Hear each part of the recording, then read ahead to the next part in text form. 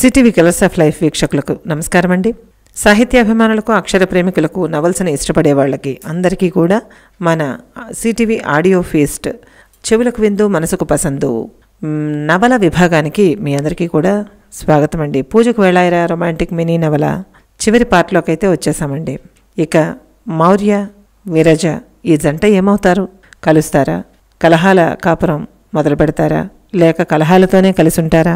అసలు ఇది ఎలా ఎండ్ అవుతుందో తెలుసుకోవాలని అందరికీ ఉంది కదా.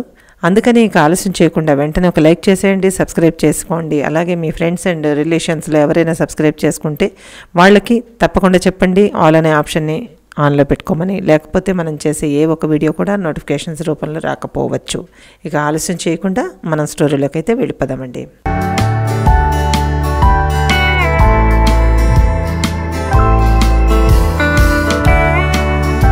వాళ్ళని చూసారా వేణు? గుసగుసగా అంటూ గేటు వైపు చూస్తున్న ధరణిని చూసి వేణుగోపాల్ ముఖం మీద చిరునవ్వు పరుచుకుంది. గేట్లోంచి రివ్వును దూసుకొచ్చిన బైక్, దాని మీద ఆశ్లేష, కౌశల్ని చూస్తూ నవ్వుకున్నారిద్దరూ. స్నఫ్ కలర్ సల్వార్తో చాలా ముద్దుగా ఉంది ఆశ్లేష, కళ్ళల్లో మెరుపు. ఆమె వస్తూనే ధరణిని కౌగిలించుకుని మిస్ యూ ఆంటీ చిన్నగా ముద్దు పెట్టుకుంది. నమస్తే అంకుల్ మర్యాదపూర్వకంగా అంది.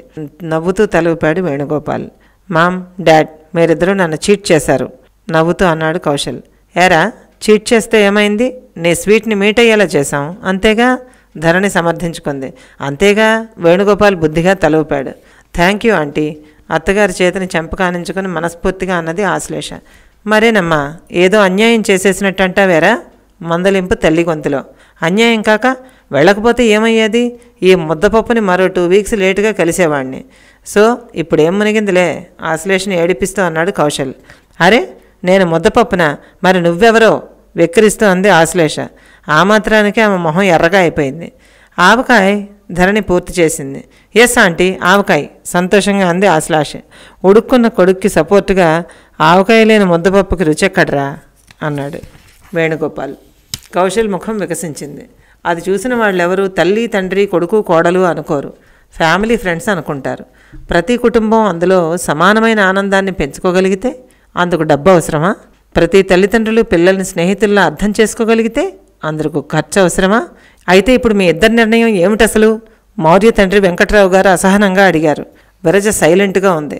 మౌర్య తల్లి లక్ష్మి కోడల కేసు విచిత్రంగా చూస్తోంది. స్నేహితులింట్లో పెళ్లికని వెళ్ళిన మౌర్య పెళ్లిలో విరజని చూసి మనసు పారేసుకున్నాడు. అప్పటినుంచి ఇంటిల్లిపాదని ఊదరగొట్టేశాడు. పెళ్ళంటూ చేసుకుంటే విరజనే చేసుకుంటానని పట్టుకు కూర్చున్నాడు. 3 నెలలు గడవకుండానే పంతం నెగ్గించుకుని ఇల్లాలిగా తెచ్చుకున్నాడు. విరజ కూడా మౌర్య బాగా నచ్చేశాడు. కాదనటానికి ఏ వంక లేదు. 6 అడుగుల అందగాడు, మంచివాడని పేరుంది. విరజ చదువు కూడా అయిపోవచ్చింది. అతనికి 5 అంకెల జీతం ఉంది. ఇంకా నో అనేందుకు ఎవరికీ ఏమీ లేదు. వచ్చే లగ్నాల్లో మౌర్య వెంటే 7 అడుగులు నడిచింది విరజ. వచ్చిన వాళ్ళంతా మేడ్ ఫర్ ఈచ్ అదర్ అని మెచ్చుకున్నారు, నవ్వుకున్నారు. విరజ ఫ్రెండ్స్ అందరూ లోలోన కాస్త అసూయపడ్డ మాట మాత్రం నిజం. కానీ వచ్చిన వాళ్ళంతా మనస్ఫూర్తిగా ఆనందించారు. విరజ మౌర్యల పెళ్లి నిజంగా ఓ పండగలాగా జరిగింది. అత్తింట్లో విరజకి ఏ అదిలింపులు ఆరాళ్ళు లేవు. మౌర్య తల్లిదండ్రులు బాగా సర్దుకుపోయే రకం. విరజ కూడా మంచి అమ్మాయి, పొగరు అహం లేని విద్యావతి. దాంతో ఎవరికీ ఏ సమస్య లేదు. అందరూ ఆ కుటుంబాన్ని చూసి ఆనందించిన వాళ్లే. 2 నెలల్లోనే ఆషాఢం రావడంతో విరజ పుట్టింటికొచ్చింది. అసలే కొత్త జంట, అంతా ఆట పట్టించడాలు, సిగ్గుగా కొత్త అనుభవం, ఎన్నో రేపటి కలలతో ఇద్దరూ సంప్రదాయానుసారం చెరో చోట ఉన్నారు. అసలు వీళ్ళెప్పుడు ఎలా కలిశారో, ఎక్కడికి వెళ్ళారో, ఎలా 4 రోజుల పాటు ఊటీకి వెళ్ళారో, ఇంట్లో ఎవరికీ చెప్పకుండా ఎందుకు మేనేజ్ చేసి కలవ్వాల్సి వచ్చిందో ఎవ్వరికీ అర్థం కాలేదు. మౌర్యకి విరజ తండ్రి ఫోన్ చేయడంతో ఇరు కుటుంబాల వారు సమావేశమయ్యారు. విషయం విని నిర్ఘాంతపోయారు. ముఖ్యంగా ఈ సిచ్యువేషన్ బొత్తిగా జీర్ణించుకోలేకపోతున్నది మౌర్య ఒక్కడే. చాలా అవమానంగా ఫీల్ అవుతున్నాడు మౌర్య. ఇది పంచాయతీ వరకు వచ్చే విషయంగా అతను అనుకోలేదు. హాల్లో అంతా ఉన్నారు. మౌర్య విరజను తీక్షణంగా చూస్తున్నాడు. ఆమె తొణకలేదు, బెణకలేదు, మౌనంగా కూర్చుంది. అసలు ఏమనుకుంటోంది ఈమె? తనెవరు? మౌర్య. ఈమెవరు? ఈ మధ్య పెళ్లి చేసుకున్న తన భార్య. తన జీవితాంతం తన అవసరాలు చూస్తూ, తనకి తన కుటుంబానికి మర్యాదలు కాపాడుతూ, తనకి పిల్లల్ని కని తనతో బతకవలసిన తన మనిషి. ఆఫ్టర్ ఆల్ తన వైఫ్. అర్జెంటుగా రమ్మని తండ్రి ఫోన్ చేస్తే వచ్చాడు మౌర్య. ఏమీ అర్థం కాలేదు. అర్థాంతరంగా ఎందుకు ఈ మీటింగ్? అది విరజింట్లో. అంత గంభీరంగా అందరూ ఎందుకున్నట్టు? అతను ఫ్లైట్ దిగి నేరుగా విరజింటికే వచ్చాడు. అప్పటికి 2 గంటల ముందే అతని పేరెంట్స్ చేరుకున్నారు కూడా. ఏసీ పనిచేస్తున్న ఒక విధమైన ఉద్రిక్తతతో వేడిగా ఫీల్ అవుతున్నారు అందరూ. ఎప్పట్లా విరజ నవ్వుతూ ఎదురొచ్చి పలకరించలేదు. తనకు నచ్చే విధంగా కనబడనో లేదు. మొహం సీరియస్గా ఉంది. అసలు ఏమయ్యింది? విరజ ఇంట్లో ఈ నిశ్శబ్దం. ఏదో జరిగింది. కుర్చీలో ఇబ్బందిగా కదిలాడు. మొన్నటి ఊటీ సంగతి తెలిసిపోయిందా? అరక్షణం ఉలిక్కిపడ్డాడు. అయితే ఏంటి? వెళ్తే ఏంటి? పెళ్ళాన్ని తీసుకున్న 2 రోజులు బయటికి వెళ్తే ఏమైపోతుంది? యుద్ధం చేయాలా? క్రమంగా అసహనం పేరుకుంటోంది మౌర్యలో. విరజ సైలెంట్గా కూర్చుంది. మౌర్య చూపులు గుచ్చుకుంటున్నాయి. ఏమిటి తన ఆంతర్యం? తనెవరు? అతడి భార్య. కొత్తగా పెళ్ళయింది. 4 నెలలైనా కాలేదు. ఎంత ముద్దుగా చూస్తారు అందరూ. తన గురించి ఏమనుకుంటున్నాడు? జీవితం అంతా తనని కుటుంబాన్ని చూసుకుంటూ ఇల్లు మారి, ఇంటి పేరు మారి, తన అభిప్రాయం మారి, ఆశయాలు మారి, మౌర్య కోసం కలిసి జీవించాలన్న ఆశ కోసం నమ్మి వచ్చిన అతని ఇల్లాలు తను. అతడి జీవితాన్ని పంచుకోపోయే జీవితకాల సహచరి. అలాంటి తనని ఇలా నెగ్లెక్ట్ చేయడానికి మౌర్యకి ఏం అధికారం ఉంది? పిల్లలకు తల్లిగా, అతడి ఇంటి కోడలిగా ఎంత బరువు బాధ్యతలు మోయాల్సి ఉంటుంది. అలాంటి తనని ఇదా చూసే విధానం? విరజ అంతరంగం భగ్గుమంటోంది. ఇదేదో కొత్తలోనే సరిచేసుకోవడం మంచిదన్న నిర్ణయానికి వచ్చిందామె. కాసేపటికి విరజ తండ్రి ఒకంత అసహనంగా అన్నాడు. విరజ, ఇంతకీ నీ ఉద్దేశం ఏమిటి? మీ అత్తవారింటి వాళ్ళు, నీ భర్త అందరూ ఇక్కడే ఉన్నారు. చెప్పు. ఏం చెప్పుకోవాలనుకున్నా చెప్పుకోవచ్చు. చెప్పమ్మా. తండ్రి మాటల్లోని ధ్వనికి చివ్వున తలెత్తింది విరజ. గోధుమ వన్న త్రాచు ఒక్కసారిగా పడగెత్తినట్టుగా ఉందా దృశ్యం. నేను అందరినీ రమ్మని కోరింది నా గోడు, నా బాధ చెప్పుకోవడానికి కాదు నాన్న. నా మనోభావాలు, అభిప్రాయాలు అందరికీ తెలియజేయడానికి స్పష్టంగా అన్నది. చురుక్కుమని చూశాడు మౌర్య. ఈ మీటింగ్ పెట్టింది విరజ. రవంత విస్మయం అతనిలో. స్ట్రేంజ్ అనుకున్నాడు. చెప్పమ్మా, వీడు నిన్నేమైనా బాధ పెట్టేలాగా ప్రవర్తించాడా? మౌర్య తండ్రి స్పష్టంగా అడిగాడు. మామగారిని తదేకంగా చూసింది విరజ. అతడి ముఖం గంభీరంగా ఉన్న విరజ పట్ల అభిమానం కనిపిస్తోంది. ఆమె పెద్ద పెద్ద కళ్ళు మౌర్యకేసి తిరిగాయి. నిర్లక్ష్యంగా ఎటో చూస్తూ కూర్చున్నాడు అతను. విరజే పిలిచిందనేసరికి ఇంట్రెస్ట్ పోయింది మౌర్యకి. ఆమె పిలవడం, వీళ్లంతా పరిగెత్తుకు రావడం, పైగా దోషిలా తనని నిలబెట్టడం అస్సలు నచ్చలేదు. చెప్పు విరజ. అత్తగారి గొంతు విని సర్దుకుంది. ఏదో మాట్లాడాలని అందరినీ రమ్మని మాట్లాడమే మిరి, తల్లి మందలించింది. నెమ్మదిగా గొంతు సవరించుకున్నది విరజ. అంతా ఆసక్తిగా వింటున్నారు. అత్తయ్య గారు, మామయ్య గారు, అందరూ నన్ను ముందు అర్థం చేసుకోవాలి. నేను చెప్పాలనుకుంటున్నది మా ఇద్దరి జీవితం గురించి. అంటే మౌర్యతో నేను గడపబోయే భావి జీవితం గురించి నాకు కొన్ని ప్రశ్నలున్నాయి. వాటికి మౌర్య సమాధానం చెప్పాల్సి ఉంటుంది స్పష్టంగా అన్నది. మీ అన్నాడు మౌర్య. ఎస్, నువ్వే చెప్పాలి మౌర్య అన్నది విరజ. ఏం చెప్పాలి? నువ్వేం అడగాలి? అనవసరంగా టైం వేస్ట్ చేయకుండా చెప్పు. వీళ్ళందరూ విన్నంత తీరిగ్గా నీ కథల్ని వినే టైం లేదు నాకు. కుర్చీలో వెనక్కి జారబడి తీరిగ్గా చెప్పాడు. అతడి గొంతులో పదునికి విరజ కళ్ళు లేత ఎరుపు రంగుని సంతరించుకున్నాయి. తను తాను సంభాళించుకుంది. ఆవేశం పనికిరాదు. లోపలే హెచ్చరించుకుని నిదానంగా చూసింది. నువ్వే చెప్పాలి మౌర్య, తప్పదు. ఏం చెప్పాలి? వెటకారం ధ్వనిస్తుండగా అడిగాడు అతను. నేను అడిగాక తాపీగా అంది. యూ ఏమనుకుంటున్నావు నువ్వు? నిన్నగాక మొన్నొచ్చావు, అంతలోనే ఈ కమాండ్స్ ఏంటి? ఆషాఢం అన్నారు, ఆచారం తప్పు అని తలబాదుకున్నారని నిన్ను మీ ఇంటికి పంపాను. Very big opportunity for you. హ్యాపీగా ఉండే అదేదో అవగానే బుద్ధిగా ఇంటికి రా. ఏదో మా వాళ్ళు సౌమ్యంగా ఉన్నారని ఇలా మీటింగులు, డిబేట్లు పెట్టడానికి ఇది యూనివర్సిటీ కాదు, లైఫ్. నువ్వు స్టూడెంట్వి కాదు, నా పెళ్ళానివి. మర్చిపోయినట్టున్నావు, అందుకే గుర్తు చేస్తున్నాను. ఇలాంటి వేషాలు నాకు సరిపడవు అని లేచి నిలబడ్డాడు. ఇంకా ఏదో అనేంతలో విరజ, కామ్ డౌన్ మౌర్య, ఎందుకంత అరుస్తావు? ఇప్పుడేమన్నారు ఎవరైనా? కూర్చో అంది. అప్రయత్నంగా కూర్చున్నాడు మౌర్య. ఏమిటమ్మా, ఏం చెప్పాలి నువ్వు? వాడికి ఇలాంటివి నచ్చవని నీకు తెలుసు కదా, వేగం చెప్పమ్మా. మౌర్య తల్లి లక్ష్మి మెత్తగా మందలించింది. అత్తగారి మాటల్ని గౌరవిస్తున్నట్టుగా తల ఊపింది. మౌర్య, ఇది మన లైఫ్. జీవితాంతం మనిద్దరం కలిసి జీవించాలి. ఒకరినొకరు అర్థం చేసుకోవాలి. నా అభిప్రాయాలు నువ్వు పట్టించుకోవాలి, లేకపోతే స్టాప్ ఇట్ విరజ, మౌర్య గద్దించాడు. స్టాప్. నీకు సోది ఇక వినే అవసరం, టైం రెండూ నాకు లేవు.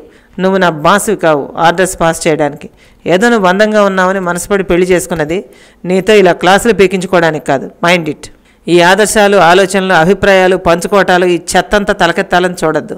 Be in your limits. ఇవన్నీ కాలేజీ వేరు, లైఫ్ వేరు. అక్కడ నువ్వు లీడర్వి కావచ్చు, ఇక్కడ మాత్రం మౌర్యకి ఓన్లీ పెళ్ళానివి. నా అవసరాలు ఏంటో, నీ డ్యూటీలు ఏంటో మా అమ్మని అడిగి తెలుసుకొని రెడీ అవ్వు. ఈ అన్నెసరీ డిస్కషన్స్ నాకు సరిపడవు, అర్థమైందా? నువ్వు నా పెళ్ళానివి, అది మర్చిపోకు. లేచాడు. ఆగు మౌర్య, ఇప్పుడు నువ్వు ఒక్కడివే మాట్లాడావు, ఇంకా నేను మాట్లాడలేదు అంది విరజ. నీకు నా భాష అర్థం కాలేదా మిస్సెస్ మౌర్య? నొక్కి పలికాడు మౌర్య. అర్థం కాకేం మౌర్య, బాగా అర్థమైంది. మన పెళ్లి ప్రపోజల్ నుండి అర్థం కాని మౌర్య బాగా అర్థమయ్యాడు. అందుకే ఈ మీటింగ్ శాంతంగా అన్నది. ఓ, ఏంటి నీ ఒపీనియన్ అడిగాడు. ఏముంది, మనిద్దరం లైఫ్ లాంగ్ ఫ్రెండ్షిప్ కదా. ఫ్రెండ్షిప్పా? నేను నీ హస్బెండ్ని విరజ, ఫ్రెండ్ని గాను. మంచి భర్త ఎప్పుడూ ముందు మంచి స్నేహితుడే, తెలుసా నీకు? భార్యని స్నేహంగా చూడలేనివాడు మంచి భర్త కాలేడు. నువ్వు నాతో చివరిదాకా రావలసిన ఫ్రెండ్వి. నేను నీలో అన్ని రకాల బంధాలు చూసుకోవాలి అంటే అలా నువ్వు ఉండగలగాలి. మనం పూర్వకాలంలో లేం మౌర్య. కలిసి బాధ్యతలు పంచుకుని సమానంగా కుటుంబాన్ని షేర్ చేసుకోవాల్సిన కాలంలో ఉన్నాం. ఆగింది. అందుకని నువ్వు జాబ్ చేస్తేనే వంట చేయాలా అడిగాడు కోపంగా. ఆ ముచ్చటా పాతదే. నిజం మౌర్య, ఒడిదుడుకుల దారిలో మన కాపురాన్ని సజావుగా నడిపించుకుంటూ అందరినీ ఆదరిస్తూ సమాజంలో మనకంటూ ఓ స్థానం పొందవలసిన అవసరంలో పెళ్లి పేరుతో మనం కలిసాం. అలాంటి మనం ఎలా ఉండాలి? రుచులు అభిరుచులు పెళ్లికి ముందు పరిచయంలో ఈజీగా మార్చేసుకోగలం. ఇష్టాలు కష్టాలు ఈజీగా పనిచేసుకోగలం. నీకోసం నేను, నా కోసం నువ్వు చాలా రకాలుగా మార్చేసుకోగలం. అదెలా సాధ్యపడింది? అందరి అంగీకారంతో పెళ్లి చేసుకున్నాం. ఇప్పుడు ఏమైంది? కూరలో రుచి మారితే పెళ్ళాన్ని కొళ్ళబడిచేలా, అభిరుచులన్నవి నీ ఒక్కడివేనని గీతలన్నీ చెరిపేసేలా, నా కోసం సిగరెట్ మానేసి నువ్వు, నీకోసం చీరలు మానేసి సల్వార్లతో నేను, చలేస్తే గ్రీన్ టీ తాగే నా కోసం కొత్తగా అలవాట్లు మార్చుకున్న నువ్వు, మాటలు విసురుకుంటూ యుద్ధానికి సిద్ధమయ్యాం. అంతలోనే మన ఇద్దరికి ఏమైంది? మన మనసుల్ని అవసరాలు ఎలా మార్చేశాయి? ఎందువల్ల మౌర్య? ఏం జరిగింది మన మధ్య? ఏమిటి మనస్పర్ధలు? ఒకరికొకరు కాస్త దూరం జరిగితేనే మనసొప్పక రైల్లోనూ ఫ్లైట్లోనూ ముక్కు రాసుకునే గువ్వల జంటలో ఒదిగిపోయే అందమైన ప్రేమ బంధానికి ఇంతలోనే ఏమైందేమిటి? మిస్టర్ మౌర్య, విరి, నువ్వు ఈ డ్రెస్లో ఎంత స్టన్నింగ్గా ఉన్నావో అన్న నీ ఒక్క పొగట్టతో 6 ఏళ్ల నుంచి ఇష్టమైన చీరల్ని అరక్షణంలో వదిలేసి అర్జెంటుగా నీకు నచ్చే రంగుల్లో డ్రెస్సుల్ని కొనుక్కున్న ఆ రోజులు అప్పుడే మాయమైపోయాయా? ఏం జరిగింది మన మధ్య? మాట పట్టింపులా, మనోవ్యధలా? ఏం జరిగింది? మనిద్దరికీ పెళ్ళయింది, అంతే. మనిద్దరికీ జీవితాంతం ఇదే ప్రేమని కంటిన్యూ చేయమని అందరూ కలిసి మనల్ని ఒకటి చేశారు. పెళ్లి పేరుతో మరింత దగ్గర చేశారు. మరి ఇప్పుడు ఏం జరిగింది? మమత పెరిగిందా? లేదే, మనస్పర్ధ మొదలైంది. అదంతా ఏమైంది? ఇప్పుడు అలా ఎందుకు? నీకు గుర్తుందా, మన పెళ్ళి ఫిక్స్ అయ్యాక నాకు నచ్చే కాస్మెటిక్స్ కోసం సిటీ అంతా 2 గంటలు తిరిగి కొనుక్కొచ్చావు. అంత అటెన్షన్, ఎంత ఎఫెక్షన్. ఇప్పుడు ఇలా ఎందుకు? పెళ్ళవ్వని రోజులవి. బ్రేక్ అయిపోతే చేయి జారిపోతుందన్న అంతర్లీన భయం. అప్పుడున్న ఆకర్షణ పెళ్ళైన తర్వాత స్టిక్కర్ ప్యాకెట్ కోసం బైక్ ఆపమంటే 5 నిమిషాల్లోనే అసహనం, ఇక చేతిలోనే ఉంటుందన్న అహంకారం. ఇప్పుడు కరువైపోయిన ఫీలింగ్. విరజ చెప్పుకుపోతోంది. అందరూ స్తంభించిపోయి వింటున్నారు.